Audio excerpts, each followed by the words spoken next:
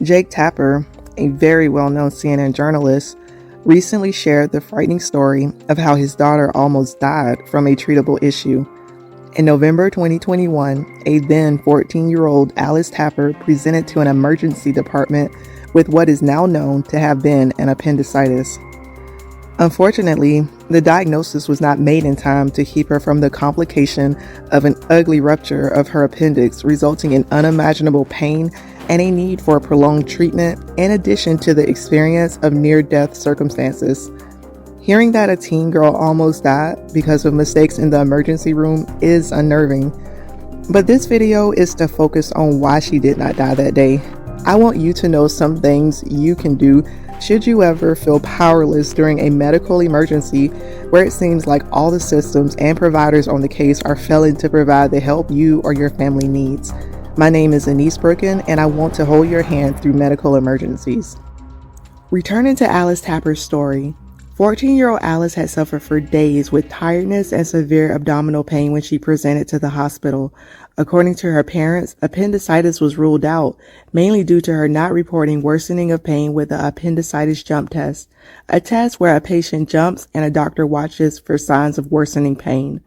According to the Tappers, an appendicitis was ruled out when their daughter did not display this sign.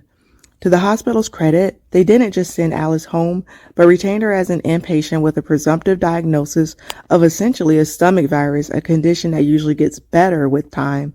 However, Alice's pain only got worse, so bad that her parents became desperate, as any parent would, and they asked the physicians to do something else.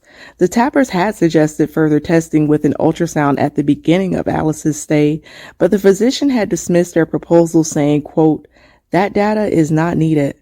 At that point, seeing his daughter, who had discolored skin, a distended abdomen, and an exponential increase in pain, Jake Tapper did what any of us would do if we could. He used his privilege. He called the hospital administrator, and Alice was given a more thorough workup, which included an x-ray and eventually that ultrasound her parents had asked for, which revealed that she did indeed have an appendicitis. This condition is usually treated with immediate surgery to remove the appendix, and the patient begins to recover shortly after. However, in Alice's case, she could not have immediate surgery, as her appendix was already ruptured, filling her abdominal cavity with infected fluid. Because of the delay in the correct treatment, this 14-year-old girl was forced to have several drains placed in her abdomen for a total of 10 weeks until she had been on antibiotics long enough to finally have the surgery. As you can imagine, she was very sick for a long time and lost a lot of weight. But Alice did live to tell her story along with her parents on CNN as a cautionary tale. So what are we to do with this cautionary tale? Few of us have the power and pull of Jake Tapper. However, if your loved one's health and or life is at risk, you have got to do what's in your power to have them get the help they need. For one, you have the power to research. Alice Tapper's parents initially asked for the right test at the very beginning. Since neither has medical training to my knowledge, I'm going to assume that they were on the right track, at least partly due to having done some independent research regarding their daughter's symptoms, and they probably obtained a good idea of what was likely causing her pain, or at least of what was the most dangerous possibility, so they could ask if an appendicitis could be ruled out with an ultrasound. You may need to do the same thing for your loved one. Emergency room visits usually include a lot of wait time, whether it is waiting to be seen or waiting for tests to come back. I would advise using this time to research symptoms on the internet or contacting someone you know in the medical field to ask what they think. At the very least, this may help you to follow along with the language and processes going on to care for your loved one. If you are like the Tappers, it may even help you to sense when things aren't quite right and identify questions which need to be asked. And I do emphasize questions as opposed to simply spouting suggestions or recommendations in the form of statements, because as always, I am suggesting a humble approach to allying with doctors in the care of your loved one. In my experience as both a physician being around other physicians and as a patient myself, I have encountered too many cases of fragile egos and an insane hypervigilance against challenges to the authority of a physician. This authority is both inherent and conferred.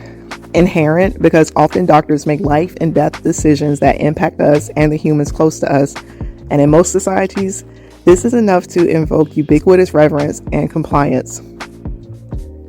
I say conferred authority because there are times when only a licensed physician can offer you the resources you need. You could feel you know your spouse or child needs more medical testing, but what good is knowing that if the doctor refuses to order it? The Tappers, even with all of their money and power, could not directly order the test and treatment their daughter needed. This is why I caution you to make humility your friend once you have done your research. If you think your loved one's care is going in the wrong direction, or if you feel they are about to get dismissed, ignored, or dangerously discharged from the emergency room, it may be time to speak up. But remember what I call my Jeopardy rule, and try to do it in the form of questions. For example, Dr. S., I really thought that my daughter's current symptoms would mean that she needed an ultrasound. Could you help me understand why we shouldn't do that? Notice that uncertainty language is also included in this question, like I thought and help me understand. Also notice that I did not say, according to what I read on the internet, I thought she would need an ultrasound. This is because the implication would be a pitting of one authority, the internet, against another, the doctor.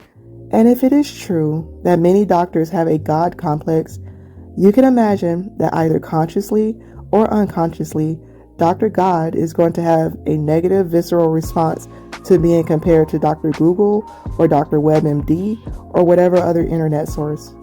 Your actual physician may feel undermined and defensive and double down on their conclusions, right or not, consciously or not. And if something critical is being missed, a defiant physician sticking with the wrong treatment plan is not what you want. Instead, you will want to do everything in your power to reverse that course and perhaps save a life.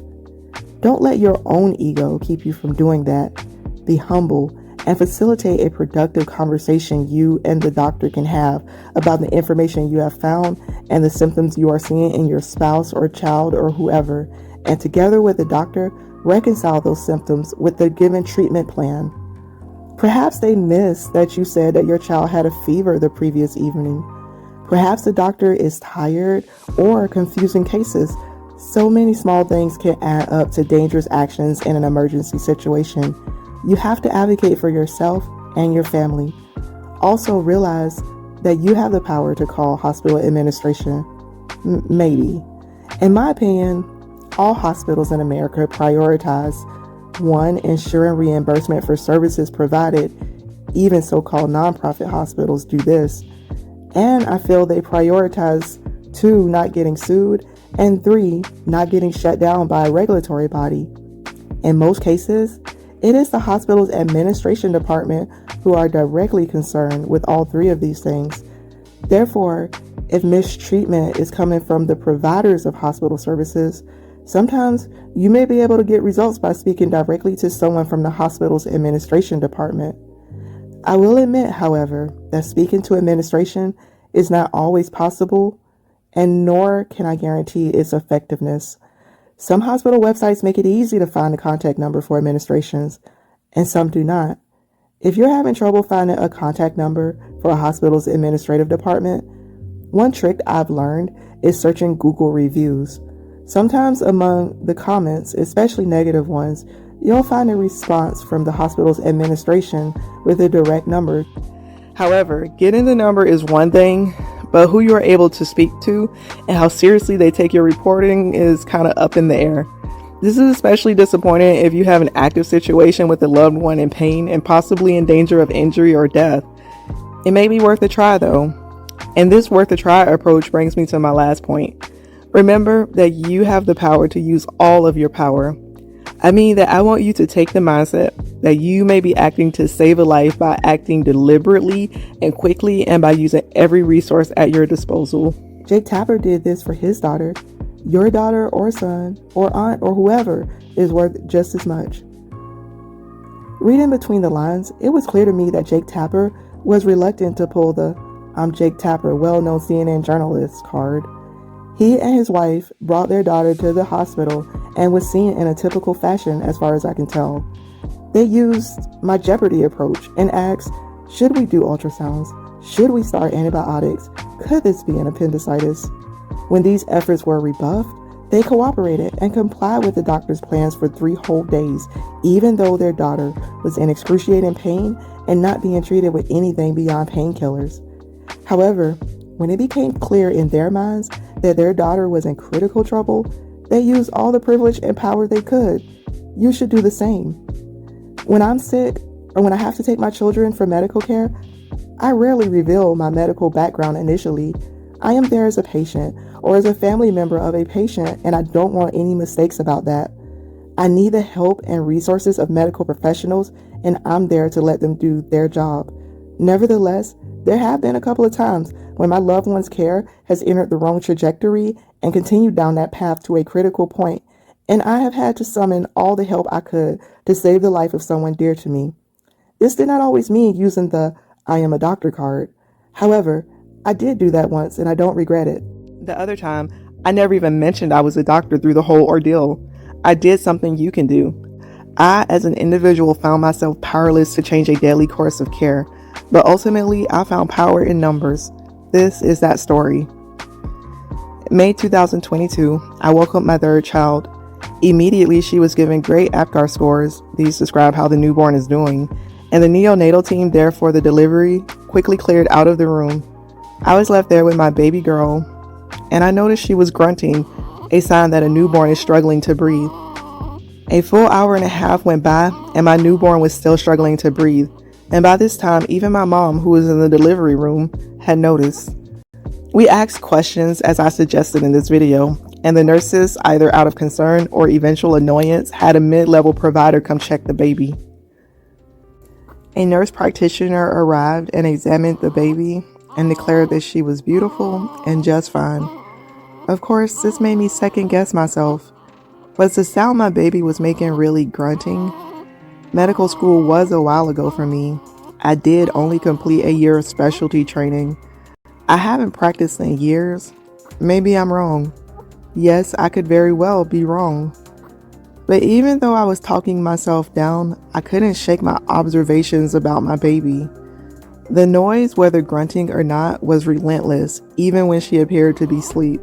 And putting my insecurities about my distant past medical training aside, I knew as a mom with 2 other prior recent births under my belt that this baby was not okay. However, every time I called the nurse and expressed my concerns, they were met with reassurance and eventually irritation and ultimately a command to go to sleep. Had I complied with that, I have no doubt I would have woke to a dead baby. Thankfully, I realized I was at this step 3 I'm recommending to you. If it comes down to it, be willing to use all the power at your disposal to protect your loved one from the hospital's potential dangers and mistakes of emergency care. I did not have much power that night.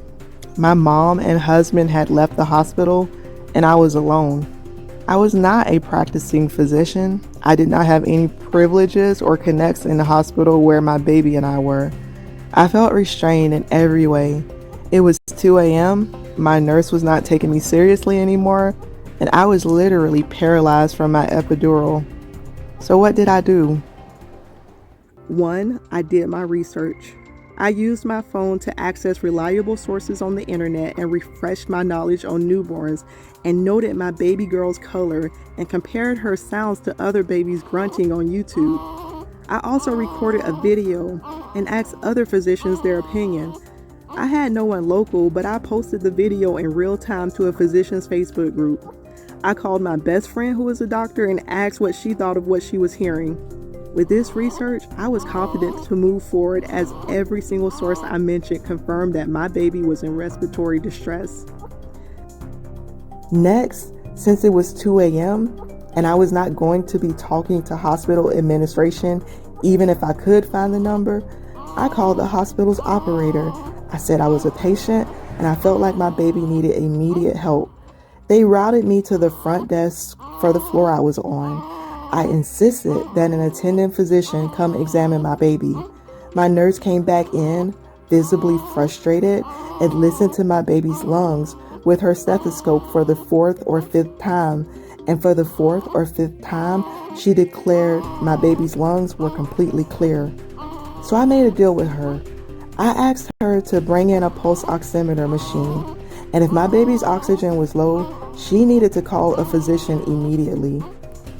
She brought me in the machine, put it on the side of my bed, connected my baby, and walked out.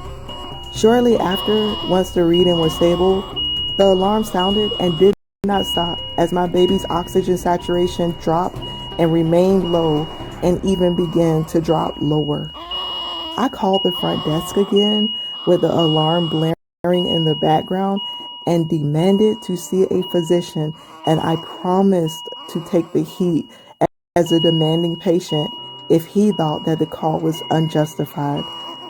My nurse returned, and without explanation, she took my baby out of the room. A million thoughts raced through my head, but I made a deliberate effort to push down panic, and this is an important point on which I'll elaborate later. But completing this story, as I sat in my bed, paralyzed from the waist down, I contemplated my next move. As I was calling the operator again, the next person that walked in the room was a neonatal intensive care attending physician. He had examined my baby and determined that she needed immediate intervention. And with that, finally, my baby was taken away for the care she needed. She was connected to life-saving machines in the neonatal intensive care unit, where I went to visit her the next day. And though obviously needing medical support, she looked more comfortable, and we were on the road to better days. I can't tell you the one thing I did that contributed to this positive outcome instead of a grim alternative. I just thank God I did everything in my power. Doing everything in your power does not mean being driven by desperation or fear or even anger. I cannot deny that I felt all of these during my newborn's emergency, and I'm sure the Tappers would say the same thing regarding their daughter's early days of incorrect care. However, I suggest that in these times, it is important to make the best effort possible to keep your emotions in check and let your actions be driven by focus, determination, and faith. Instead of anger, which may have driven me to be offensive and display erratic behavior resulting in possibly security being called, I prayed for the ability to focus, and this allowed me to comprehend the research I was conducting, which led to my conclusion that my baby was in need of immediate critical care. This conclusion fed my actions that followed, and those actions required quite a bit of determination. I had to consider other resources in the hospital for help when my nurse stopped listening to me. When I spoke to the front desk on the floor and demanded that a physician come examine my baby, I used every ounce of restraint to not sound angry or desperate. I did not need them to try to calm me down. I needed them to understand the situation and ally with me to help my baby. I only say that I demanded a physician because instead of asking for one, I made it clear that I was insisting the reassurance that my baby was okay come directly from a physician. I wanted them to understand that I realized I was asking them to break protocol and that I would do my part to make sure blame was assigned to me as a very concerned patient who could only be reassured by a physician. I wanted them to understand that I was not insisting they agree with me, but I was insisting they address my concerns with the physical presence of a doctor for my baby. Again, it was important to lay down my own ego and be clear and calm and humble when insisting on these actions. When getting the right medical care becomes simply a power play, often those providing the care will feel the need to show you that they are in charge, and you or your loved one could be left without the care you need or be dangerously delayed in getting it. That is not what I want for you. Should you find yourself in a situation like mine, I want you to be able to identify all the steps you can take to contribute to your chances of a successful outcome. I did everything in my power that night for my baby girl to survive, and the Tappers were willing to fully use everything in their power to save their daughter. And that is what I'm telling you to do. You and your family are worth as much as Alice Tapper, as much as my baby girl, as much as any other precious human life. I'll see y'all next time.